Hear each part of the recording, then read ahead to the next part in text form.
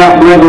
ونستعينه ونستغفره ونؤمن به ونتوكل عليه ونعوذ بالله من شرور أنفسنا ومن سيئات أعمالنا من يهده الله فلا مضل له ومن يضلله فلا هادي له ونشهد أن لا إله إلا الله وحده لا شريك له ونشهد أن سيدنا وسندنا وحبيبنا وشفيعنا محمدا عبده ورسوله أرسله بالحق بشيرا ونذيرا وداعيا إلى الله بإذنه وسراجا منيرا وصلى الله عليه وسلم تسليما كثيرا كثيرا أما بعد قال الله تبارك وتعالى في كتابه الكريم إنا نحن نزلنا الذكر وإنا له لحافظون وقال تعالى في آية أخرى لا يأتيه الباطل من بين يديه ولا من خلفه تنزيل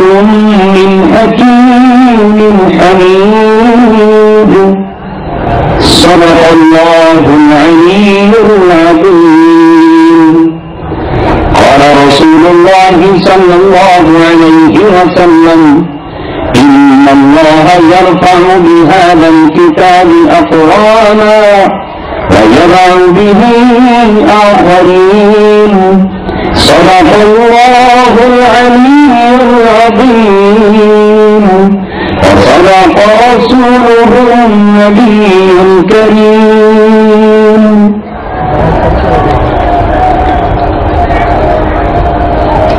تیری زمین پر جب تک نہ ہو نزول کتاب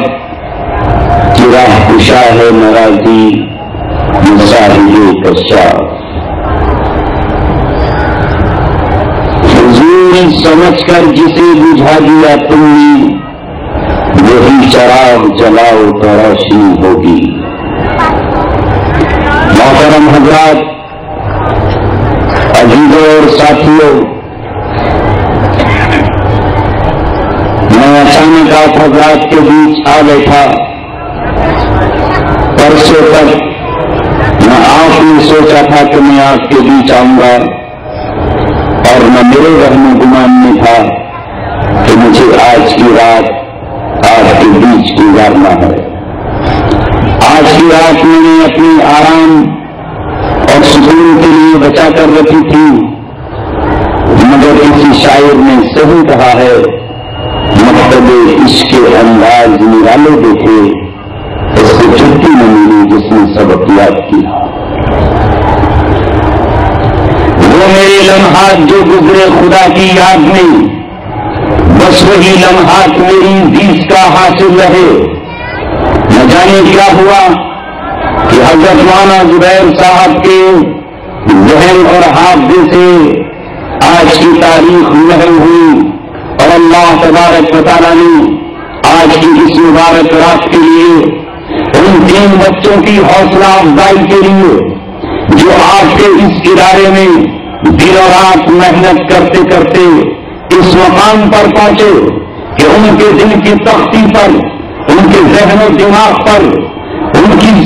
کے گورے کاغذ پر قرآن کریم کے 30 پارے ثبت ہو گئے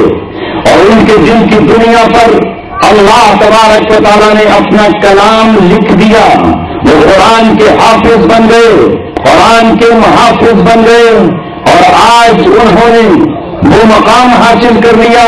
کہ وہ زمین پر یہ کہہ سکتے ہیں کہ دنیا والوں قرآن کی مخالفت کرنے سے کچھ نہیں ہوگا، قرآن کے خلاف سازش کرنے سے کچھ نہیں ہوگا، وہ آج یہ کہنے پر قادر ہو گئے کہ امریکہ میں بیٹھ کر ٹیری جونز تیرے قرآن کے خلاف سازشیں کرنے سے کچھ نہیں ہونے والا، تو قرآن کو جلا کر قرآن کے مٹانے پہ قادر نہیں ہو سکتا۔ ماضی میں تیرے باپ دادا یہ کر کے تھک چکے ہیں، تیرے باپ دادا قرآن کو جلا کر ہار مان چکے ہیں، تم قرآن اپنی دسترس میں جو قرآن ہے اسے جلا سکتے ہو، مگر وہ قرآن جو مسلمانوں کے یتیم بچے، جو مسلمانوں کے مزدوروں کے بچے، جو مسلمانوں کے کسانوں کے بچے، جو مسلمانوں کے غریبوں کے بچے، جو مسلمانوں کے کمزوروں کے بچے اپنے دل میں محفوظ کر چکے ہیں، اسے دنیا کا کوئی جرنیل اور کوئی جلات مٹا نہیں سکتا۔ میں آج جو بچوں کو مبارکبادی دینے کے لیے یہاں حاضر ہوا، اے اللہ تبارک و تعالیٰ، آج دنیا میں یہ دور چل رہا ہے کہ اگر کسی کا بچہ فلمی دنیا کے لیے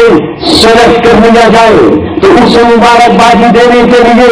بڑے بڑے لوگ پہنچتے ہیں، ان کے حکمراں پہنچتے ہیں، بڑے بڑے وزیر جاتے ہیں۔ اگر کسی کا بچہ آج بیڈمنٹن کھیلنے کے لیے سلیکٹ کر لیا جائے تو حکومتیں اس کو تمغے دیتی ہیں اور انہیں جا کر کے نوازتی ہیں۔ اگر کسی کا بچہ آج کرکٹ کے میدان میں نمایاں کامیابی حاصل کرے اور اسے کرکٹ کی گیم کے لیے قبول کر لیا جائے تو حکومت اسے بہت اونچے تمغوں سے نوازتی ہے۔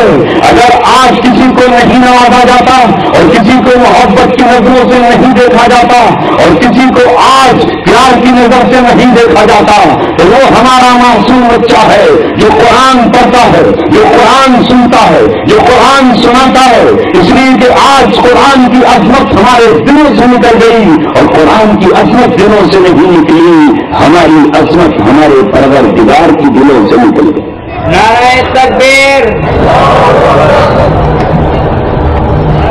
بہت ہلکی آواز نکلی اللہ اکبر کی، وہ تو میں پہلے ہی کہتا ہوں، اور اسپیکر بھی ہلکا، آواز بھی ہلکی، اور اللہ تبارک و تعالیٰ کی تکبیر کہنے والوں کے گلے بھی آج کل بہت ہلکے ہیں۔ ابھی اگر کہلوایا جاتا مایاوتی تو بڑی زور کی آواز نکلتی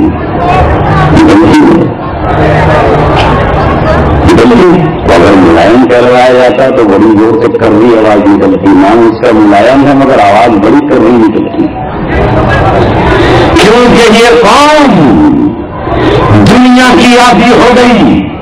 صحابہ کرام رضوان اللہ علیہم اجمعین اللہ تبارک و تعالیٰ سے محبت کیا کرتے تھے،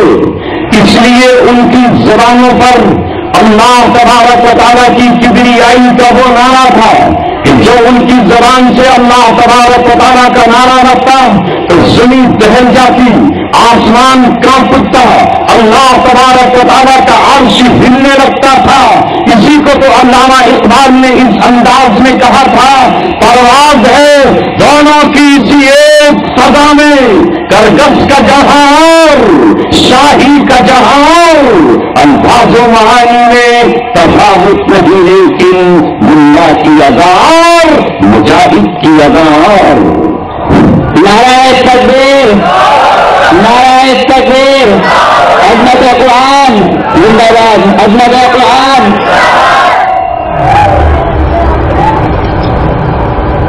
لہذا آج اپنے زخم پنہا کر کے چھوڑوں گا، لہو لوگوں کی محفل کو گلستہ کر کے چھوڑوں گا، جلانا ہے مجھے ہر شم دل کو سوز پنہا سے، تیری تاریخ راتوں کو چراغاں کر کے چھوڑوں گا، دکھانا ہے زمانے کو، دکھا دوں گا زمانے کو جو ان آنکھوں نے دیکھا ہے، تجھے بھی مسئلے آئینہ حیران کر کے چھوڑوں گا۔ یہودیوں نے اپنی قوم کو جگایا، ان کی قوم جاگ اٹھی، عیسائیوں نے اپنے بچوں کو بیدار کیا، ان کے بچے جاگ اٹھے، دنیا کی دوسری قوموں نے اپنوں کو جگایا اور وہ جاگ اٹھے، اس اس ملک میں 100 سال سے محنت کرنے والی وہ قوم جو کبھی ہمارے قدموں میں رہتی تھی، وہ جاگ اٹھی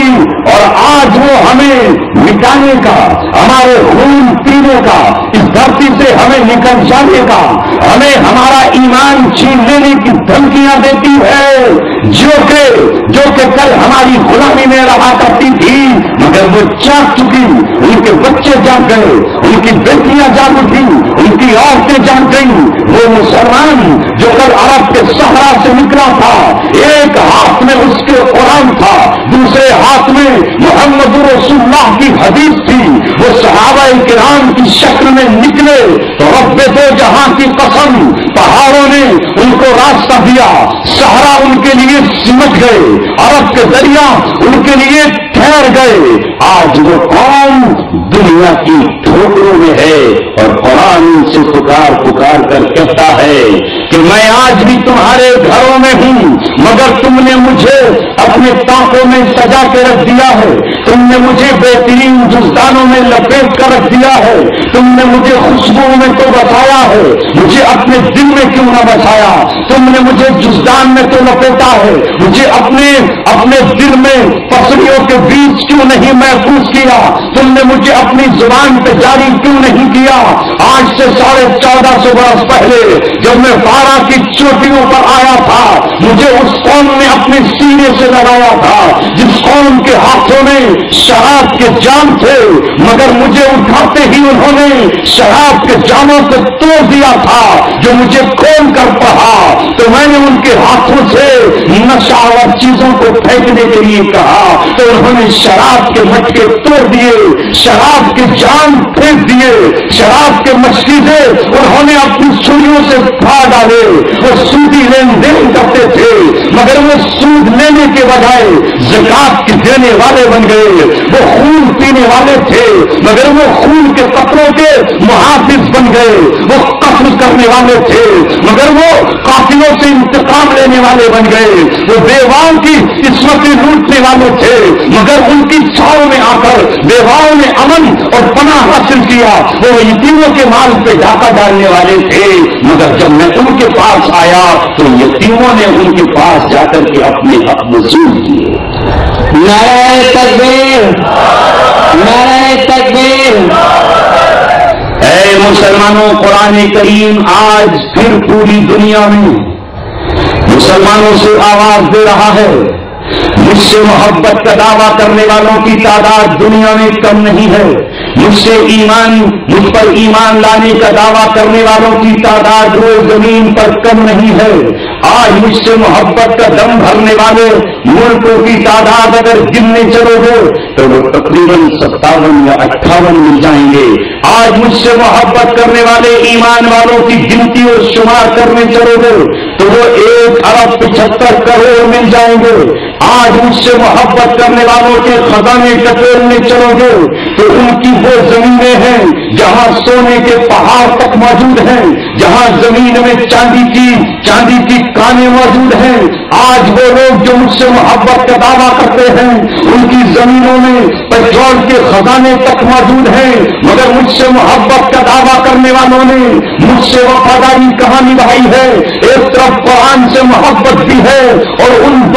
قوموں سے بھی محبت ہے جو مجھ سے دشمنی کرتی ہیں۔ میں نے شراب کو حرام قرار دیا ہے مگر یہ شرابیوں سے محبت کرتے ہیں۔ میں نے زنا کو حرام قرار دیا ہے مگر یہ زنا کرنے والی امریکن قوم کا استقبال کرتے ہیں۔ میں نے ننگے بدن رہنے کو منع کیا ہے مگر یہ ننگے بدن رہنے والی عورتوں کو بھی اپنے شہروں اور ملکوں میں آنے کی اجازت دیتے ہیں۔ میں نے زناکاری کو حرام قرار دیا ہے مگر یہ زناکاروں کا استقبال اپنے شہروں اور اپنے ملکوں کے ایئرپورٹ پر کرتے ہیں۔ میں نے یہود و نصارہ سے دشمنی کرنے کے لیے کہا ہے مگر یہ ان سے دوستیوں کا دم بھرتے ہیں۔ یہ کیسے مسلمان ہیں؟ مجھ پر تو ایمان لانے والے وہ تھے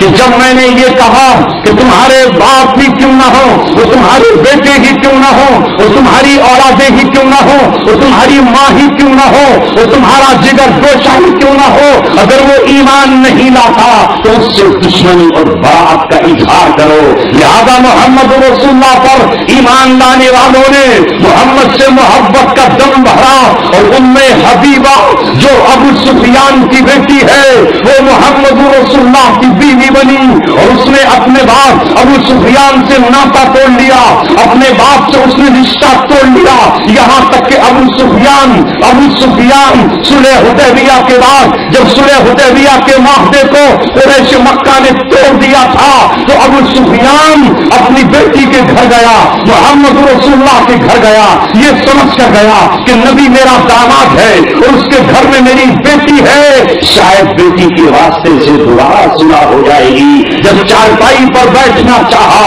جب اس نے چادر پہ اپنا جسم رکھنا چاہا تو ام حبیبہ نے اپنے باپ کے نیچے سے چادر کھینچ کر یہ کہا کہ تو اس لائق نہیں ہے کہ میرے نبی کی چادر پر بیٹھ سکے۔ ابو سفیان کی اوقات بتائی کہ تو ذلیل و خوار ہے۔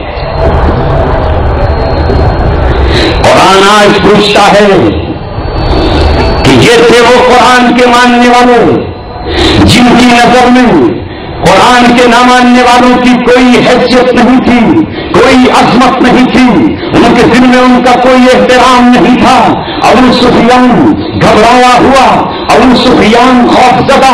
ابو سفیان ڈرا اور سہما ہوا، مدینے میں پہنچ کر کہتا ہے اے لوگوں، میں مکے کا سردار ہوں، میں قافلوں کا سردار ہوں، تم مجھے نہیں پہچانتے، میں قریشی ہوں، تم مجھے نہیں پہچانتے، میں پوری قوم کی طرف سے ترجمان بن کر آیا ہوں، میں رسول اللہ سے معاہدہ کرنے آیا ہوں، مجھے رسول اللہ کے پاس لے چلو۔ لیکن کسی نے اس سے گفتگو کرنا گوارا نہ کیا، کسی نے اس کا استقبال نہیں کیا، کوئی اسے اپنے گھر لے کر نہیں گیا، کوئی اسے اپنے دروازے تک لے کر نہیں گیا، کسی نے اس کا استقبال کھجوروں کا دسترخوان سجا کر نہیں کیا، کسی نے اس کا استقبال جو کی روٹی سے نہیں کیا، کسی نے اس کا استقبال پوروں کا درجہ دے کر نہیں کیا، کسی نے اس کا استقبال اپنی اونٹی پر بٹھا کر نہیں کیا، یہاں تک کہ ہار تھک کر جب وہ اپنی بیٹی ہی کے پاس گیا تو وہاں سے بھی ناکام و نامراد لگا۔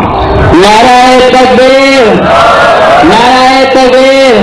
مفتی عبدالسلام صاحب قاسمی، نعرہ تکبیر۔ قرآن آج اس جیسے مسلمانوں کو تلاش کرتا ہے اور ڈھونڈتا ہے، کہاں ہے وہ جو قرآن کی محبت کی طرح گاتے ہوں، اور کہاں ہے وہ جو قرآن سے محبت کرنے والوں کو ڈھونڈتے ہوں، کہاں ہے وہ لوگ جو قرآن سے محبت کرنے والے غریبوں سے محبت کرتے ہوں اور قرآن سے محبت نہ کرنے والے امیروں کے لیے راستوں کو تنگ کر دیتے ہوں، ان کا کوئی احترام نہ کرتے ہوں۔ جب عبداللہ ابن مکتوم نبی کی مجلس میں بیٹھا ہوا ہے، رسول پاک صلی اللہ علیہ وسلم کے سامنے دو زانو بیٹھا ہے، یہاں عرب کے چودھری، عرب کے سردار، عرب کے قریش جن کے پاس دولت ہے، جن کے پاس سرمایہ ہے، جن کے پاس اقتدار ہے، جن کے پاس بڑی بڑی کرسیاں ہیں، وہ رسول پاک صلی اللہ علیہ وسلم سے باتیں کر رہے ہیں اور یہ کہتے ہیں کہ اگر تم ان غریبوں کو ہٹا دو، اگر تم ان غریبوں کو دھتکار دو، اگر تم ان غریبوں کو اپنی مجلس سے ہٹا دو تو ہم تمہارے پاس آنے کے لیے تیار ہے۔ رسول پاک صلی اللہ علیہ وسلم سوچ رہے ہیں کہ اگر ان میں سے امیر میرے ساتھ آ جائے تو اسلام کا ڈنکا بہت جلدی سے بچ جائے گا، اسلام تیزی سے پھیل جائے گا، اسلام مکہ کی سرحدوں سے باہر نکل جائے گا، اسلام طائف میں پھیل جائے گا، اسلام یرموک تک پہنچ جائے گا، اسلام مدینہ پہنچ جائے گا۔ ابھی رسول اللہ صلی اللہ علیہ وسلم یہ سوچ رہے ہیں، عبداللہ ابن ام مکتوم نابینا ہے، آنکھوں سے نظر نہیں آتا، بار بار رسول اللہ کو متوجہ کر رہے ہیں، آقا سرور دو عالم کے چہرے پر ناگواری کے آثار آ گئے۔ عبداللہ ابن مکتوم تو بار بار مجھے کیوں متوجہ کر رہا ہے؟ یہاں فلاں چودھری کہتی ہے یہاں فلاں سردار ہے, مجھے ان سے بات کرنے دے دے, ان کی آمد کے بعد روئے ہٹ جائیں گے, راستہ کھل جائے گا, رکاوٹیں ہٹ جائیں گی. یہ ابھی مرحلہ آیا ہے کہ آسمان پر اللہ تبارک و تعالیٰ کو ناگواری ہوئی اور اللہ نے جبرائیل کو بھیجا. کون سی صورت آئی؟ عبس وتولى ان جاءه الاعمى. چہرہ بدل لیا, چوری چڑھا لی, ماتھے پہ بل پڑ گئے. ان جاءه الاعمى, اس پر کہ ان کے پاس ایک نبی آ گیا. ان جاءه الاعمى, اے محمد صلی اللہ علیہ وسلم, وما یدریک لعلہ یزکا, تمہیں کیا معلوم کہ یہ شخص سدھر جائے, تمہیں کیا معلوم کہ یہ ٹھیک ہو جائے, تمہیں کیا معلوم اے محمد رسول اللہ صلی اللہ علیہ وسلم. آپ نے نشانوں پہ بل ڈال لیے, آپ کا چہرہ تبدیل ہو گیا, آپ کو ناگواری کا احساس ہو رہا ہے. ایک شخص آپ کے پاس دوڑتا ہوا آتا ہے, وہ بھاگتا ہوا آتا ہے, راہ حق کی تلاش میں آتا ہے. آپ اللہ تبارک و تعالیٰ نے کیسا لہجہ اختیار کیا کہ نبی پاک صلی اللہ علیہ وسلم کے پاس جب جب عبداللہ ابن ام مکتوم آتے, آپ کھڑے ہو جاتے اور کھڑے ہو کر عبداللہ ابن مکتوم کا احترام کرتے اور احترام کرتے ہوئے کہتے, لوگوں انظروا الی رجل, یہ وہ شخص ہے زجرنی ربی, جس کے سلسلے میں میرے رب نے مجھے ڈانٹا. یہی وجہ ہے کہ کئی مرتبہ نبی پاک صلی اللہ علیہ وسلم عبداللہ ابن ام مکتوم کو مدینے کا امیر بنا کر میدان جنگ کی طرف لیے, ان کا احترام بتایا. قرآن کہتا ہے کہ جو اللہ تبارک و تعالیٰ کے ماننے والے, جو مجھ پر ایمان لانے والے ہیں, وہ چاہے پھٹے ہوئے کپڑوں ہی میں کیوں نہ ہو,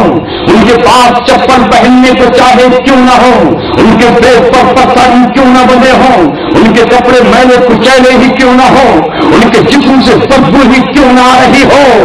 وہ چاہے پھٹے ہوئے حال میں ہی کیوں نہ ہو, ان کے گھروں پر کاٹ کے پردے ہی کیوں نہ پڑے ہوئے ہوں, ان کی جھوپڑیاں ہی کیوں نہ ہو, ان کی بہنوں کے دوپٹے بالکل میلے کچیلے ہی کیوں نہ ہو, مگر اگر وہ قرآن پہ ایمان لانے والی قوم ہے تو ان سے محبت کرو. اور ایک طرف وہ قومیں ہیں جو قرآن سے محبت نہیں کرتے, قرآن پر ایمان نہیں لاتے, چاہے ان کے پاس اونٹوں کے ریوڑ ہی کیوں نہ ہو, بکریوں کے گلے کتنے ہی ہوں, ان کے پاس باغات ہو, ان کے پاس بہت بڑی زمینیں اور جائیداد ہو, وہ چاہے وقت کے قانون ہو اور چاہے وہ حامان کی شکل میں بڑے بڑے وزیروں کی حیثیت میں ہو, یا ان کے پاس شبدات کی جنت ہو, یا ان کے پاس قانون کے خزانے ہو, یا فرعون کی حکومت ہو, ان کی کوئی حیثیت نہیں ہے. اللہ تبارک و تعالیٰ کے نزدیک قرآن اللہ تبارک و تعالیٰ کی وہ کتاب ہے جو محمد رسول اللہ سے کہتی ہے وَلَا تَعْدُ عَيْنَاكَ, آپ کی آنکھیں غریبوں سے ادھر ادھر نہ ہو جائے. آپ مت پرواہ کیجئے کہ ولید بن مغیرہ آپ کے ساتھ آ جائے, آپ اس کی آرزو مت کیجئے کہ عاص بن وائل آپ کے ساتھ آ جائے, آپ اس بات کی پرواہ مت کیجئے کہ ابو جہل آپ کے ساتھ آ جائے, آپ اس آرزو میں مت رہیے کہ آپ کے ساتھ امیہ آ جائے یا امیہ بن خلف آ جائے, آپ کے ساتھ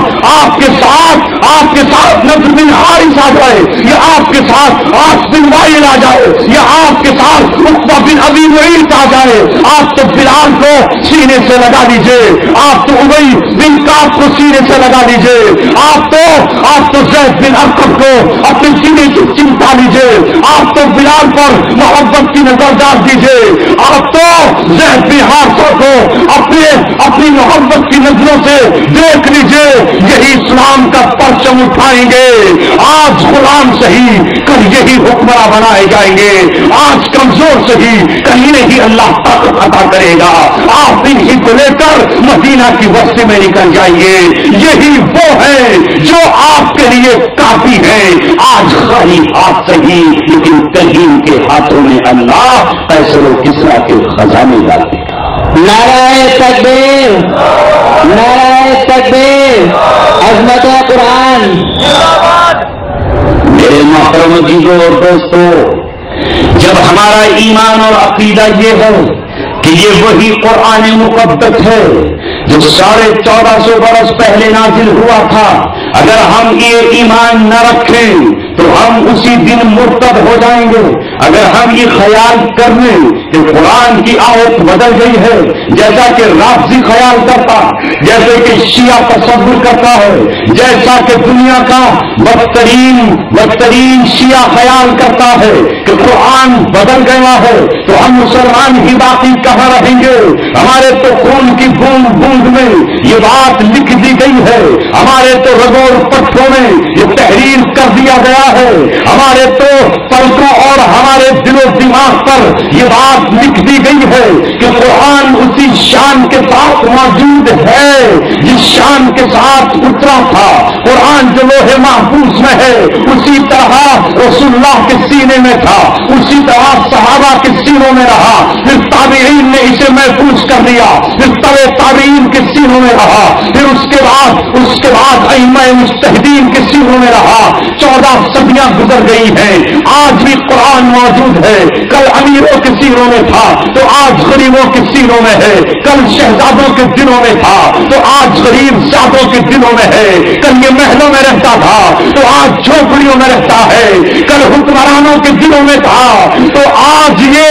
فقیروں کے دلوں میں ہے، کل یہ شاہی ایوانوں میں رہتا تھا تو آج یہ فقیروں کی جھوپڑیوں میں رہتا ہے، کل یہ ایوانوں میں رہتا تھا، تخت شاہی میں رہتا تھا تو آج یہ فقیروں کی اس کی جھوپڑیوں میں رہتا ہے، کل اسے شہزادے اپنے سینے سے لگاتے تھے تو آج فقیروں، مزدوروں، رکشہ چلانے والوں اور کسانوں کے بچے اپنے سینوں میں محفوظ کر رہے ہیں۔ آج امیروں نے جب اس کے لیے دروازے بند کر دیے ہیں تو غریبوں نے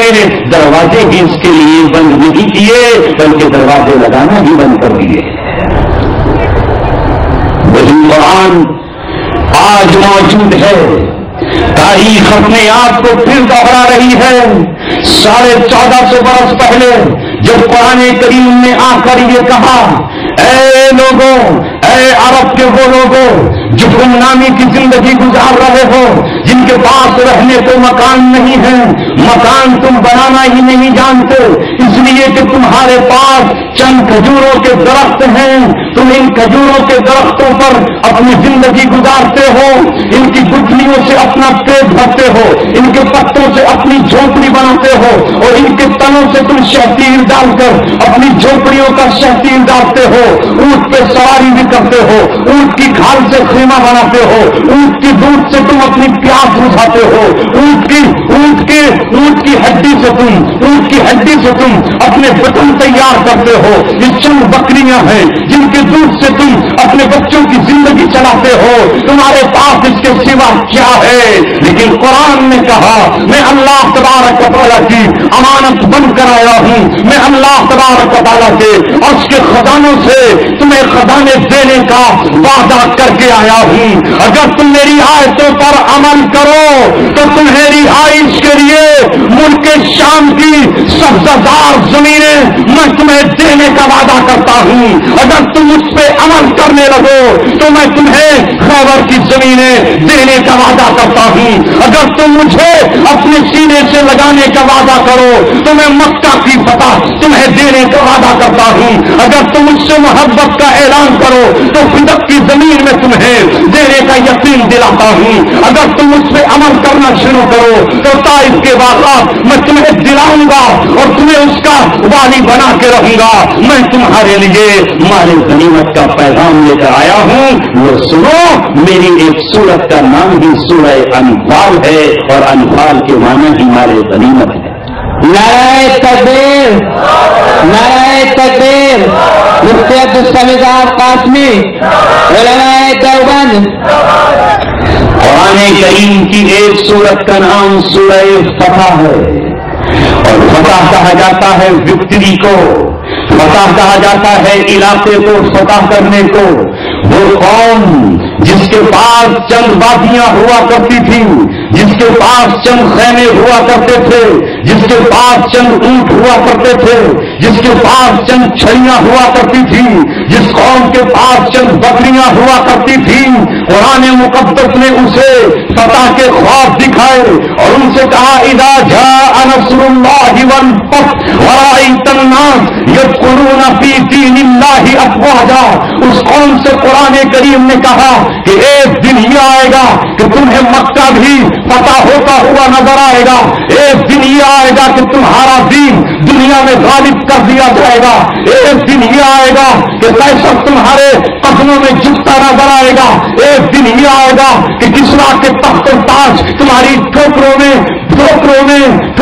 گرتے پڑتے نظر آئیں گے، ایک دن یہ آئے گا کہ تمہارے قافلے دریائے دجلہ کو عبور کرتے نظر آئیں گے، ایک دن یہ آئے گا کہ تم خیبر کے قلعوں پر اپنا پرچم لہراتے نظر آؤ گے. قرآن کریم نے ان سے کہا کہ ہم تمہیں بتاتے ہیں کہ کس طرح اللہ تبارک و تعالیٰ تمہیں یہ حکم دے گا کہ دنیا کی وہ قومیں یا تو اسلام میں داخل ہو جائیں گی، جب وہ اسلام قبول کر لیں گے تو ان کے سونے کی زکات تمہارے بیت المال میں جمع ہوگی، ان کی چاندی کی زکات تمہارے بیت المال میں جمع ہوگی، ان کے مال تجارت کی زکات تمہارے بیت المال میں جمع ہوگی، ان کے کھیت کی زکات تمہارے بیت المال میں جمع ہوگی، ان کی بکریوں کی زکات بکری کی شکل میں جمع ہوگی، اونٹ کی زکات اونٹ کی شکل میں جمع ہوگی، گایوں کی زکات اور بھینسوں کی زکات اور ان کے بیلوں کی زکات تمہارے بیت المال میں جمع ہوگی. اور جو ایمان قبول نہیں کریں گے ان کی زمینوں سے ٹیکس اور خراج لیا جائے گا،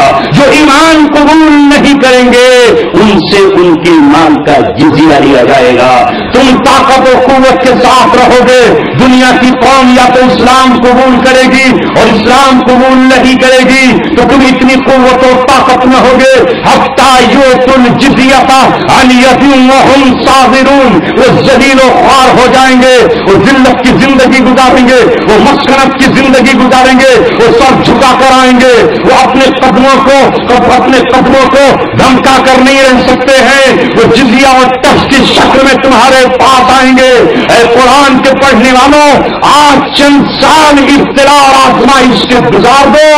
1400 سال گواہ ہے، قرآن گواہ ہے، تاریخ گواہ ہے، ہسٹری کے اوراق گواہ ہیں، دنیا کی تاریخ گواہ ہے کہ اللہ تبارک و تعالی نے اس قوم کو یہ دین دکھائے جس کا قرآن نے وعدہ کیا تھا. اسی لیے شاعر مشرق علامہ اقبال نے کہا اور سچ کہا، وہ معزز سے زمانے میں مسلمان ہو کر ہم خوار ہوئے تاریخ قرآن کا. ہم نے قرآن چھوڑا، باقی کیا چھوڑا ہے؟ باقی تو سب کچھ ہمارے پاس ہے، کیا نہیں ہے ہمارے پاس؟ ہم نے قرآن مقدس کو چھوڑ دیا. قرآن ہماری زندگیوں سے نکلا، قرآن کریم سے ہم نے وہ وفا نہ کی جس وفا کا قرآن مستحق تھا. قرآن کریم کو ہم نے اپنی زندگیوں سے نکالا. قرآن جس وفا کو ہم سے چاہتا تھا وہ وفا ہم نے چھوڑ دی. اس لیے دوستو، آج پوری دنیا میں جو ہماری حالت ہے اس حالت کو اگر ہم بدلنا چاہتے ہیں تو حالت ہماری بدل جائے گی، بالکل بدلے گی. اللہ تبارک و تعالیٰ کی سنت نہیں بدلتی. آج بھی مہدی کا رنگ وہی ہے جو آج سے 1400 سال پہلے تھا. کوئی بھی عورت ہو، مسلم ہو یا غیر مسلم ہو، اگر مہندی کے پتے توڑ کر وہ اسے سل پر رکھ کر دوسرے پتھر سے گھسنا شروع کر دے گی اور اس مہندی کو پیس کر اگر وہ اپنے ہاتھ پر لگائے گی تو مجال نہیں اس مہندی کی کہ وہ مہندی انکار کر دے کہ میں آج تیرے ہاتھ کو سرخ نہیں کرتی، اب میرا رنگ پیلا ہو گیا ہے کہ اب میرا رنگ ہرا ہو گیا ہے. وہ مہندی آج بھی سرخ ہے، وہ آج بھی نئی نویلی دلہن کا ہاتھ ہو یا وہ بوڑھی عورت کا ہاتھ ہو اسے سرخ بنائے گی اور اور شاعر کا یہ شعر جھوٹا نہیں ہو سکتا کہ کامیاب ہوتا ہے انسان ٹھوکریں کھانے کے بعد، رنگ لاتی ہے ہنا پتھر پہ گھس جانے کے بعد۔ آج بھی ہنا کا رنگ لال ہے، آج بھی وہ سرخ کر دیتی ہاتھ کو۔ کل بھی صحابہ کرام نے اسلام کو اپنا لہو دے کر سینچا تھا، اپنا خون دے کر سینچا تھا۔ اگر امت مسلمہ آج بھی دین اسلام کو اپنا لہو دینے لگے، اپنے خون سے سینچنے لگے، اسلام اتنا سستا نہیں ہے جتنا ہم نے سمجھ لیا ہے۔ اس اسلام کو سینچنے کے لیے مکے کی گلیوں میں صحابہ کے آنسو بہے، اس اسلام کو کرو تازگی دینے کے لیے سمیہ کے جسم کے 2 ٹکڑے ہوئے اور مکے کی گلیوں میں ان کے جسم سے خون کا وہ فوارہ بہا جس سے مکے کی گلیاں رنگین ہو گئی۔ یہی وہ خون تھا جو طائف کی گلیوں میں رسول اللہ صلی اللہ علیہ وسلم کے جسم سے بہا تو سر سے بہتے ہوئے ایڑیوں تک بہ گیا، اور ایڑیاں ہی نہیں بلکہ رسول اللہ کی جوتیاں خون سے لال ہو گئی، اور محمد رسول اللہ جیسا بہادر اور جری انسان، عظمتوں کا پہاڑ، بہادروں کا ایمان، شجاعتوں کا جرنیل، طاقتوروں میں سب سے زیادہ طاقتور، جس پر بہادری ناز کرتی تھی، جس پر شجاعتیں سلامی پیش کرتی تھی، وہ بے ہوش ہو کر زمین پر گرا تو تسلی دینے کے لیے جبریل کو آنا پڑا، حوصلہ دلانے کے لیے میکائیل کو آنا پڑا، بلائیں لینے کے لیے اللہ تبارک و تعالیٰ کو براہ راست یہ کہنا پڑا، میرے محبوب اگر صبر کی انتہا ہو چکی ہو اور دل میں انتقام کا شعلہ بھڑک رہا ہو تو طائف والوں کو پہاڑوں سے بھیج کر ابھی ختم کر دوں، مگر محمد رسول اللہ نے کہا ابھی نہیں، صبر کا بندھن نہیں ٹوٹا ہے، ابھی حوصلوں نے جواب نہیں دیا ہے، ابھی ہمت برقرار ہے میرے مولا، ابھی آواز دوں گا، ابھی پکارتا رہوں گا، ابھی اور ہمت باقی ہے میرے مولا، کتنا اور امتحان لے گا، مگر آج محمد رسول اللہ کی زبان پر لفظ آ گیا، اللہم الیک اشکو ضعف قوتی وقلت حیلتی وہوانی علی الناس یا ارحم الراحمین۔ آج میں اپنی کمزوری کی شکایت تجھی سے کرتا ہوں، آج اپنی بے بسی کا شکوہ اے میرے اللہ تجھی سے کرتا ہوں۔ آج مولا تو نے مجھے تنہا پیدا کیا، چچا ساتھ دینے کو تیار نہیں، کوئی چچا بھائی نہیں جو آج تلوار سوٹ کے ساتھ آتا، یہ غلام زید بن حارثہ کا ساتھ ہے، یہ کاندھے پہ سوار ہو کر کے اس کے آیا ہوں، لیکن اے میرے مولا تو مجھے کس کے حوالے کرتا ہے؟ ایک اجنبی کے جو مجھے دیکھ کے تو شروع ہو جاتا ہے، ایک ایسے اجنبی کے جو مجھے دیکھ کے باتیں بناتا ہے، لیکن پھر کہا علم بکا یا غضب فلا ابالی، اگر تو مجھ سے ناراض نہیں ہے تو مجھے کسی کی کوئی پرواہ نہیں ہے، کوئی پرواہ نہیں ہے۔ اس دعا کے بعد اللہ تبارک و تعالیٰ کی رحمت مچل اٹھی، اللہ تبارک و تعالیٰ نے کہا میرے محبوب آج کے بعد تجھے میں اپنا دیدار کراؤں گا، اور اس امتحان کے بعد تجھے معراج کی رات اپنے دیدار سے مشرف کیا جائے گا۔ نعرہ تکبیر، نعرہ تکبیر، عظمت قرآن، علماء دیوبند۔ اے عزیزوں اور ساتھیوں، یہی وہ وقت تھا کہ رسول اللہ صلی اللہ علیہ وسلم کے لیے اللہ تبارک و تعالیٰ نے اہل طائف کو تو محروم کر دیا، مگر اہل مدینہ کو اللہ تبارک و تعالیٰ نے محمد رسول اللہ کے لیے مسخر کر دیا، اور مدینہ کے لیے اللہ کے رسول صلی اللہ علیہ وسلم کو آپ کے لیے مرکز بنا دیا، اور اہل مدینہ نے کہا اے محمد رسول اللہ ہمارے دل آپ کے لیے تیار ہے، ہم آپ کے انصار بننے کے لیے تیار ہیں۔ اہل مکہ نے تو آپ کے ساتھ دغا کی ہے، اہل طائف نے تو آپ کو ٹھکرا دیا ہے، آئیے ہم آپ کی میزبانی کے لیے تیار ہیں۔ زمین پر آپ کو ٹھکانہ ملا، آسمان پر آپ کو شب معراج بلایا گیا، اور بیت المقدس میں آپ کو امامت کا تمغہ ملا، تمام نبیوں کی سرداری کا عہدہ ملا، کتنا بڑا انعام ملا۔ ایک دن حضرت عائشہ نے محمد رسول اللہ سے پوچھا، اے میرے محبوب ذرا یہ بتائیے کہ طائف سے بھی زیادہ کوئی سخت دن آپ پر آیا؟ کیا طائف سے بھی بڑا دن کوئی آپ کے اوپر گزرا؟ کیا طائف سے بھی کٹھن دن آپ کی زندگی میں کوئی آیا ہے؟ تو محمد رسول اللہ نے حضرت عائشہ سے کہا، اے میری عائشہ، طائف سے بھی بڑا دن مجھ پر احد کا دن تھا۔ طائف کے دن تو میں خود زخمی تھا، زید بن حارثہ میرا غلام زخموں سے چور نہ تھا، سارے پتھر میرے جسم پر تھے، سارے خون کے کپڑے میرے کپڑوں پر تھے، میری ہی جوتیاں خون سے تر تھی، مگر جب میں احد کے میدان میں نکلا اور جو میں نے نظر اٹھا کے دیکھی تو میرا وہ چچا جو حضرت حمزہ تھے اس کے 13 ٹکڑے ہوئے پڑے تھے، کان الگ کٹے ہوئے تھے، ہاتھ الگ کٹے پڑے تھے، پیٹ چاک کر دیا گیا تھا، سینہ پھاڑ دیا گیا تھا، کلیجہ نکلا ہوا تھا، دل پھٹا پڑا تھا، آنکھیں نکلی ہوئی تھی۔ میرے مصعب بن عمیر کے ٹکڑے تھے، وہ مصعب بن عمیر جو میری محبت میں اپنے باپ کا گھر چھوڑ کر آیا تھا، اس کے جسم پر کپڑے تک نہ تھے، میں نے اپنی چادر سے اس کے جسم کو ڈھانکا تھا، جو نظر اٹھی تو 70 میرے دیوانے خون میں نہا کر اپنے مولا سے ملاقات کر چکے تھے، اور ہر ایک یہ کہہ رہا تھا، اے رسول اللہ، قیامت میں کہہ دینا اللہ سے کہ ہم نے آپ سے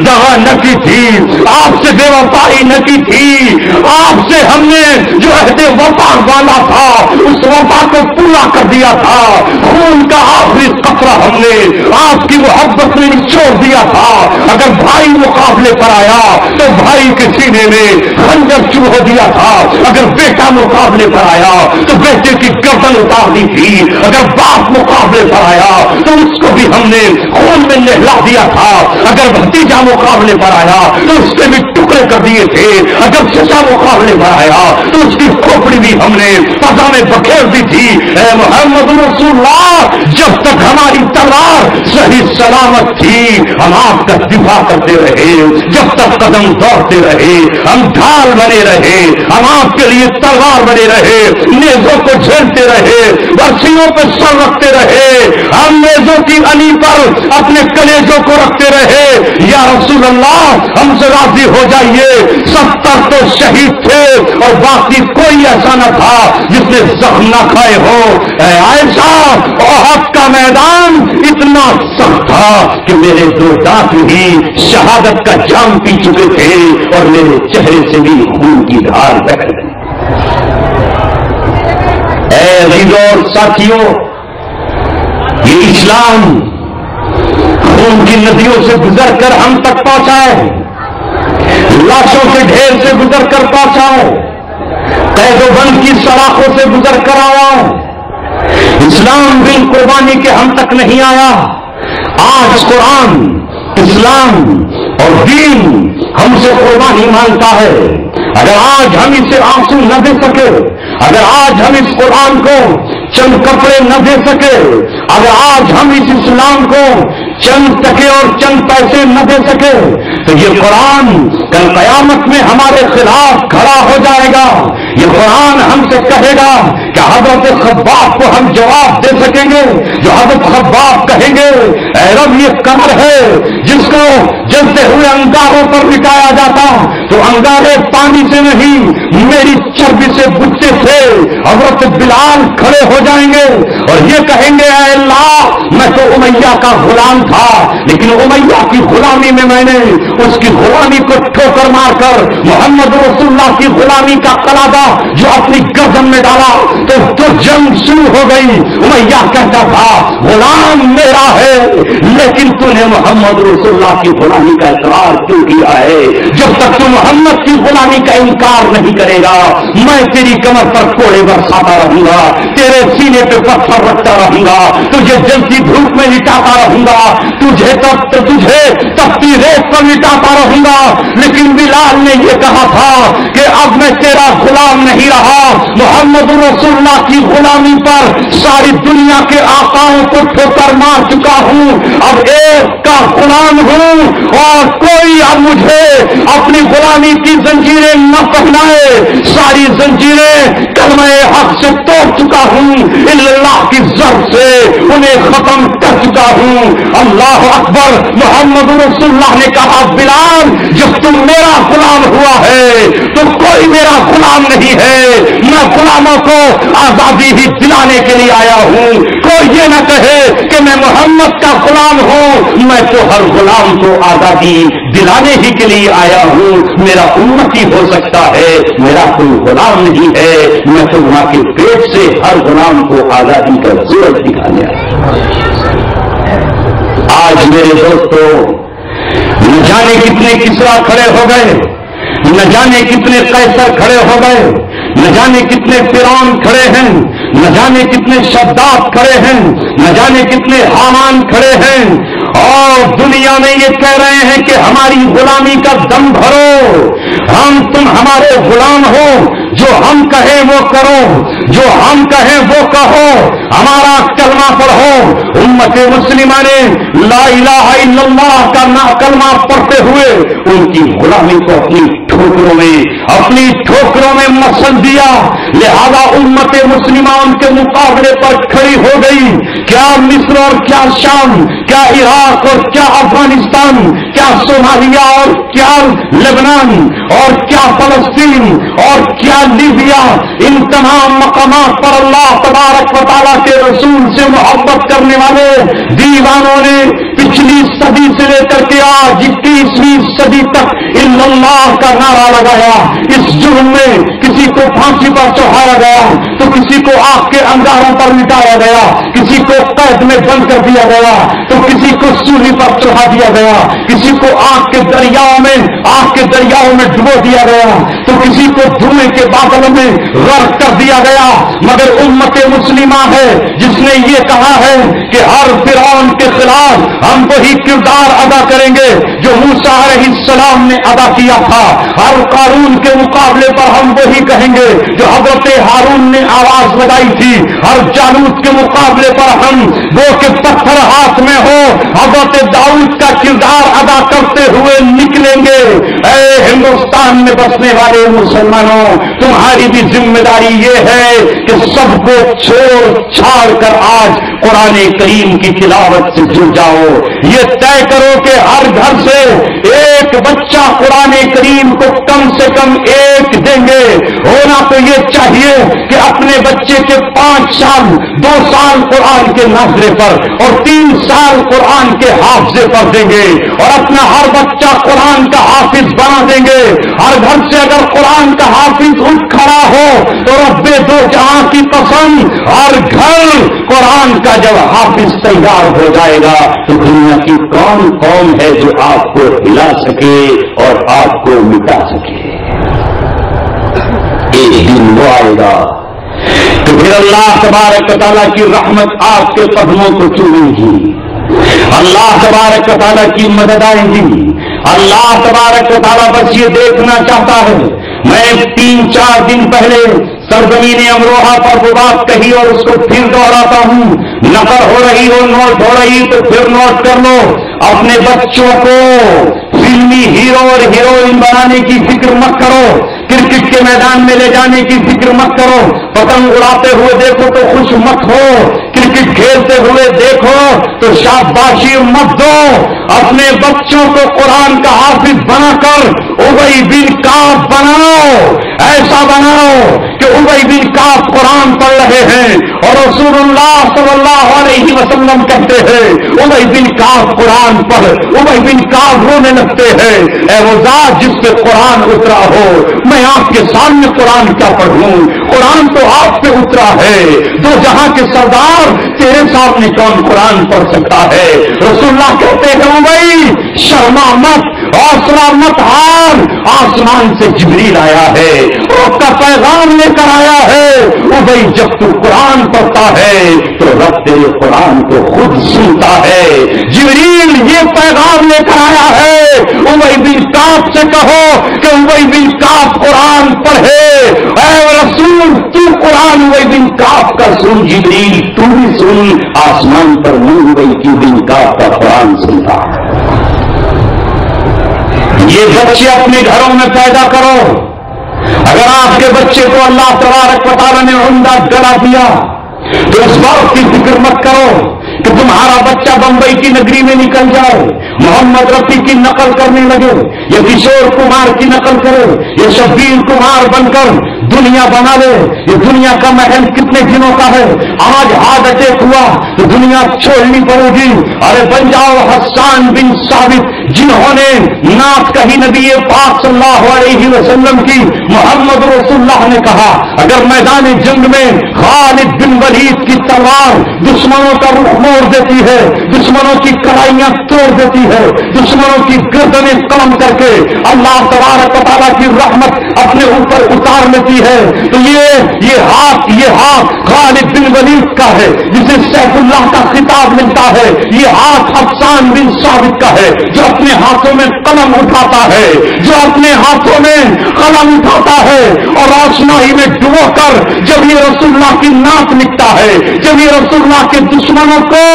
جواب دیتا ہے تو حسان بن ثابت کا قلم اسلام کی تلوار بن جاتا ہے اور اللہ کو ایسا ہی محبوب ہے جیسے حضرت خالد کی تلوار محبوب ہے۔ نعرہ تکبیر،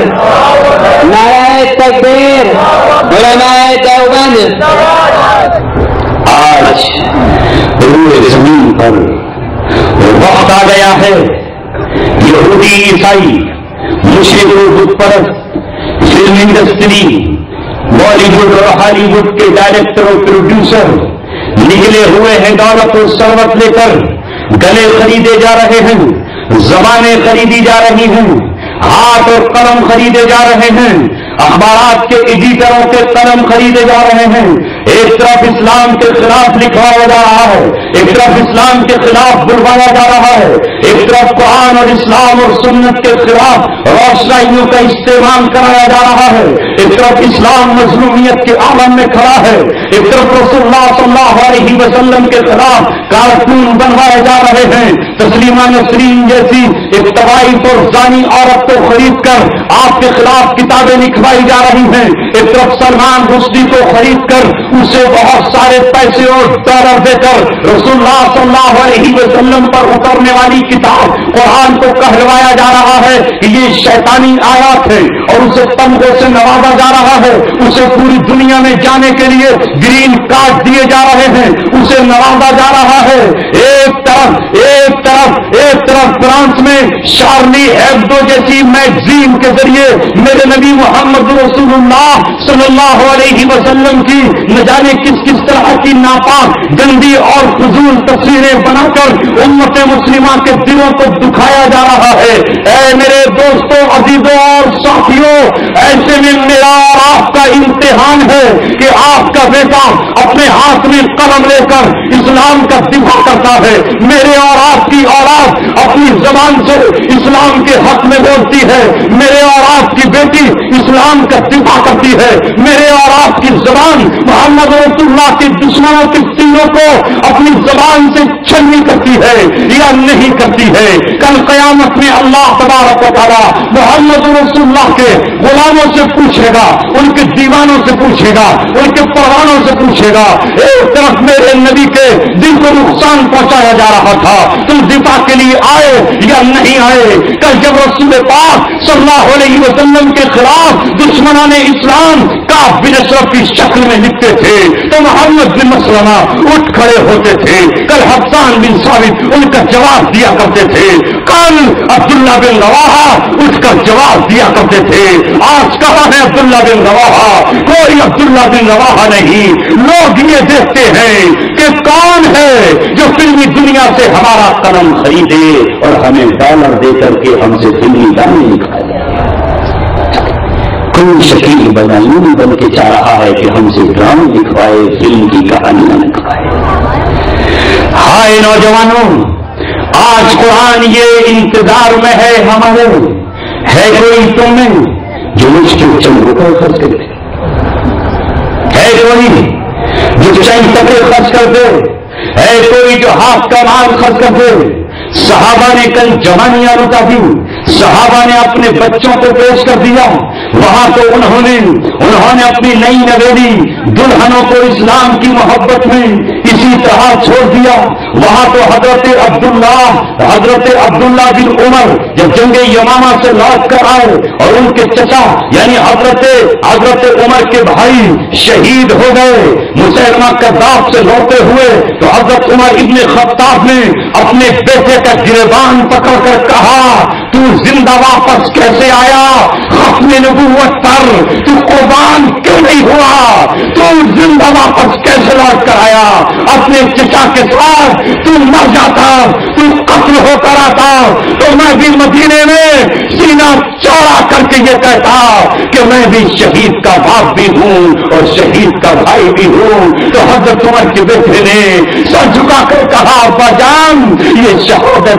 شہادت اللہ تعالیٰ کا فضل ہے، چچا جان کی قسمت میں لکھی تھی اور میرے مقدر میں نہ تھی۔ میں بھی شہادت کی آرزو میں جیتا رہا، میں نے پچھلی صف میں نہیں تھا،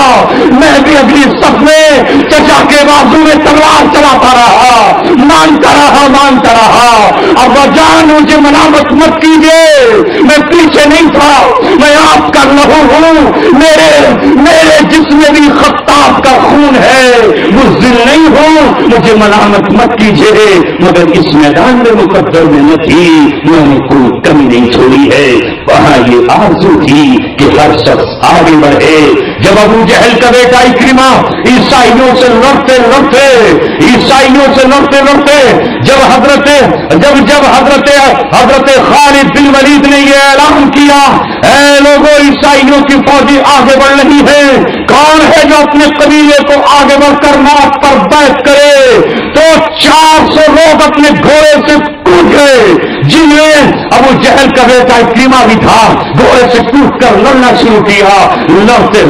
قتل ہوتے چلے گئے، یہاں تک کہ اکرمہ نے ابو جہل کے بیٹے نے یہ کہا، ارے جب میں کفر پر ہوتے ہوئے رسول اللہ کے مقابلے پر نکلا تھا اس وقت میں نے پیٹ نہیں پھیری، تو آج اسلام پر آ کر پیٹ کیسے پھیر سکتا ہوں؟ زخم کھاتے ہوئے جب جان دی تو حضرت خالد بن ولید نے اپنی باہوں میں اٹھا لیا اور اٹھا کر کہا، واہ کاش تیری جگہ میں ہوتا اور مجھے شہادت کا جام مل جاتا۔ اس وقت اکرمہ نے کہا، میں جان پی چکا، جا کر عمر ابن خطاب سے کہہ دینا کہ میرا باپ تو کفر پر مرا ہے مگر میں نے اسلام کے لیے جان دی ہے۔ جو لوگ تھے جنہوں نے اسلام کے لیے اپنی متاع عزیز قربان کر دی، آج میرے دوستو ابھی آپ تھوڑی سی قربانی آپ سے ہم مانگیں گے، تیاری تو اس کی بھی رکھیے کہ جب اللہ جان مانگے تو انشاءاللہ وہ بھی ہر وقت ہتھیلی پر رہے، یہ کہتے ہوئے ہم تیاری رکھیں کہ جان دی ہوئی اسی کی تھی، حق تو یہ ہے کہ حق ادا نہ ہوا، قتل ہوں گے خاطر سے تیری خوشی اس بات کی ہے، آج اترائے ہوئے پھرتے ہیں مرنے والے، آج اس ادارے